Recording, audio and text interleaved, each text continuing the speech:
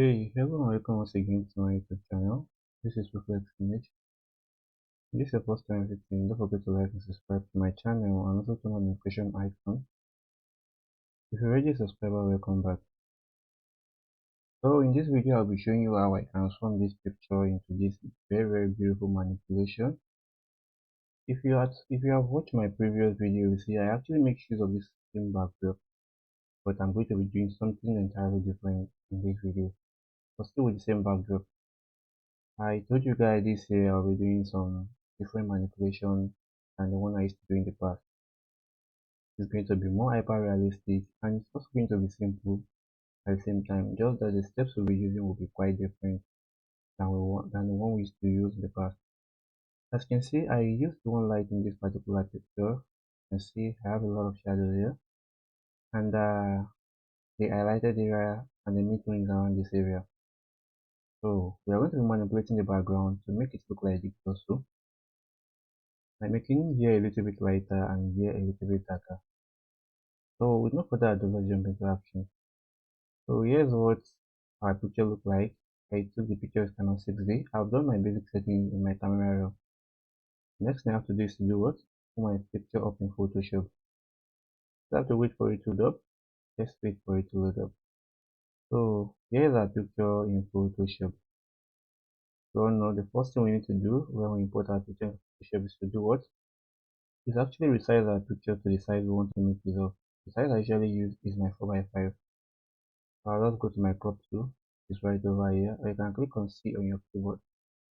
So let's drag from this side, let's drag from here to make sure we have what we have enough border room for our picture. So let's say I like the way it is right now. The next thing I'll do is to click on my OK.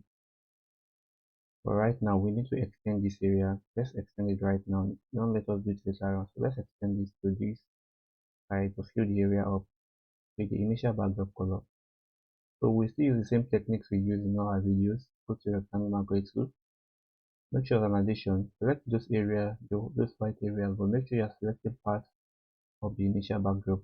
So it's going to know where to sample from to fill that area up for you. So come to the right hand side, do the same thing.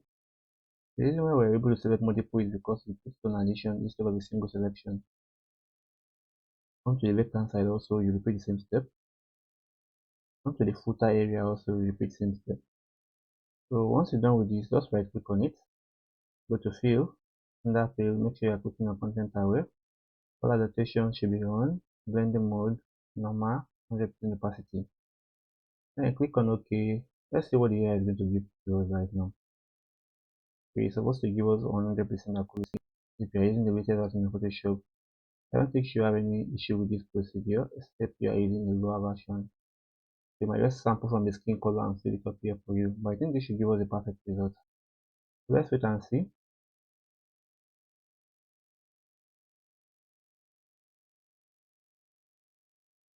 And boom. Just look at what I said earlier on. Actually fill this area up with what? With some part of our skin. So Ctrl D to deselect right now. Just pick your patch tool, circle around this area, then drag it to the cleaner area a little bit. Ctrl D to deselect. So this being said right now, the next thing you need to do, kindly retouch your picture, but I won't be doing that in this video. As you know, I don't retouch my pictures in any manipulation videos. So I'll be dropping some video relating to my touching very soon. This year I'll drop about 6 or 7 videos on how I retouch my full pictures for manipulation. But in this video, we're going to skip that process. Now the next step for you to do what? Once you're done with your manipulation, rasterize all your images, pattern the images, make sure you're back to your background layer, then duplicate your background layer. Like quickly Ctrl G on your keyboard and Command J if you're using the MacBook. So just go to your quick selection, click on select subject. So let's select our subject out of the background before we can start our manipulation. So let's wait for it and see what it's going to give to us. Let's wait for it and boom. It actually give us about 80% of the selection. You just have to add to the selection this area, click on it, and we have what? We have our selection. It might not be 100% perfect, but it gave us an head start, about 90% accuracy. So zoom in, really area it, did not select for us is this area. And the reason is that it's blended in with the initial backdrop. So pick your polygonal axle tool, which is an addition. So you're going to add this area to the selection. Going to add this area to our selection. Let's add it up. And boom. Our selection is what? We have our selection 100%. So right click on it. Go to feather. Make sure you're feathering about 2 pixels. Click on OK. Then create a max on it. Many of you might have seen this picture, this picture, this picture, and so many of my pictures, and think this is very, very hard to actually achieve. Here are some of the befores of the pictures, and here are some of the after. What if I tell you you can actually achieve this very, very easy and straightforward by just getting some of my overlays, my PNG, my lot files? So it's going to help you improve your picture editing skills, and it's going to make your picture come out nice. Following the videos I drop on YouTube and getting my files with it is going to actually help you when it comes to photo manipulation and actually enhancing your studio picture. I don't drop my 2025 collection of the overlays is available on my store. You can just go there and make purchase today. It's very, very affordable, and trust me, you're going to love it. It's over 400 overlays. Though I'll be using my previous lots, you can just go and also purchase that there. My 2023 2024 overlays is also available on my store. Just go and make purchase today. Trust me, you're going to thank me later. So that being said right now, not like before whereby we'll go to what? We'll duplicate our background layer once more to smoothen it up, to change the shadow and stuff. We'll be doing that in all this video. Using a tiny different step and we're still going to achieve a more better result than the one we used to in the past. So let's go back to our file manager right now. Let's go and bring in our overlay. So I think my overlay is my download. All these overlays should be available for sale. My store, you can just go and make purchase of them there. Every overlay here is going to give you top-notch image. You don't have to wait until I get them to you. They are going to actually improve your picture editing skills this year. I'll be using them one after the other. Most of the manipulation I'll be doing this year will be related to the files I have in my collection here. And they're going to be very, very perfect and neat. So just go to my store and purchase them today. There should be about 500 files there. There's 300 there right now, and I'll be adding more files to it in no time. So I'll drag this overlay to my Photoshop. You can remember this is the overlay we used in our previous video also. So let's expand it to receive it. Let's place the subject where it's supposed to be. Let's place it. Let's click on OK first and drag it below our subject layer. I think it's okay around this way. Let's increase it again. Ctrl T. Like this. I think around this way is okay. What I just need to do is do what? Click on my OK. So you might be thinking, where is the initial shadow we're supposed to preserve? But that's not an issue. Turn off the layer I just brought in. Turn it off. Then go to your background layer. So here's our shadow right here. Pick your lasso tool. Make sure the feather is on 20. So circle around the shadow area. Let's circle around it this way. So I know here is where all my shadows are. So I'll just circle around it this way. And meet up to where I started from. Then I'll do what? I'm going to Ctrl J on it. I'll drag it above the layer I just brought in, which is my background layer 24. I'm going to open it. I'm going to click on it. So this area I just sample right now, I'll just do what? I'll go from normal, I'll change to multiply. You can see right now. But the moment I change to multiply, it's very, very obvious that we actually brought in the shadow. So Control L on it. So from this right hand side, drag down, drag it down, drag it down very, very well. From the dark hand side also, you can drag it up a little bit, but it's too much. Let's return back to 0. And here, let's drag it to the side, like this, and boom. So right now, the shadow is back. But the issue I'm facing right now is what? For you to make your manipulation nice, especially for something like this, you will need to actually do what? Add a little bit of depth of field to your backdrop, like this, in this back side. So let's go to this background layer we just brought in, then Ctrl G on it. So go to filter, under filter, go to blur, go to Gaussian blur. So I think 18 radio is okay. Now look at the background the moment you just blurred it out. It's giving us very, very professional look, very, very nice look. So click on OK.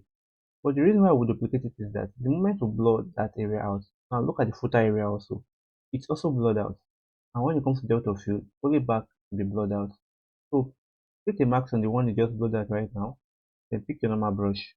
Make sure the color is on black. Then scroll over the footer area to do what? To remove the blur next there. You can see it's sharp the way it's supposed to be. So that being said right now, we need to actually do what? Balance the lighting so that here will be darker and here will be lighter. Just like the initial picture is. Here's the initial background. So for you to do that right now, let's do what? Come to our background layer, Ctrl G on it. Then drag it above the layer which we just do what? Did what? Just created right now. Which just brought in. All the layers we brought in right now. So from normal, change the blend down to what? Let's change that to multiply again. You can see right now. So under the opacity, drag the opacity down a little bit, drag it down until you see fit. So now look at it right now. Here is the before of what we just did, and here is the after. We did what? It actually bring down the colors for us a little bit. Bring down the background color to make it look darker the way we want it to be. So let's zoom in right now. We still have an issue right now. The issue we have right now is the remnant of the initial backdrop here around this area. The remnant around this area. So to remove that, just click on your image, which is your subject layer. Go to the other layer, scroll down to modify, then click on color decontaminate. Wait for it to load up, and boom, it's going to remove that remnant for you. Click on OK. So zoom out back. So let's go on a 1 minute short break. See you guys in the next 1 minute. So welcome back guys. As you can see, we are done with 95% of the manipulation. The next thing just our color grading right now. So as you all know, I'll be using my lot of color grading, which are really for sale on my store. Let's go there and purchase them today. So as you can see, we are going with a low light vibe right now. So we're going to use a lot that is going to match with what we want to do. So I just have to go to my adjustment layer, click on my color lookup, click on load 3D loads. I'm going to load it up because I don't have it in my Photoshop install. I don't have it pre-installed in my Photoshop because this is a new Photoshop I'm using. So I'll go to where the files are located and I'm going to drag the one I'll be using. So you guys should know the one I'm about to use right now is called my Mela chocolate. So that's the one I'll be using right now. So here it is over here. I'll click on my OK and boom. Going to give us a low light vibe and it's going to harmonize all the color, make it massive. That's the way we shot our picture on a darker backdrop in a low light stuff. And it's going to look very, very perfect. For this a little bit dark for my liking, I'll change the opacity, I'll reduce it. I think 60 is okay. So let's bring it down a little. Now look at the before and after what you just did with just a single click. Here's the before of it and here is the after. Very, very nice. So I want to add a little bit of purplish to the general look of the picture. So I'll still go back to my adjustment layer again. Click on color lookup, then click on load 3D loads. Hold it up again. So this time around, I'll go to my near brown. Use it over here. I'll click on OK, and boom, our manipulation is ready. As easy as that. So with this right now, we just created a simple and nice manipulation using a different techniques than the one we've been using in the past. So if this video helps in one way or another, don't forget to drop a like.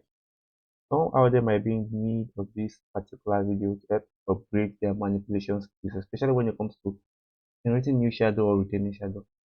So see you guys to my next video tutorial. Reflex out.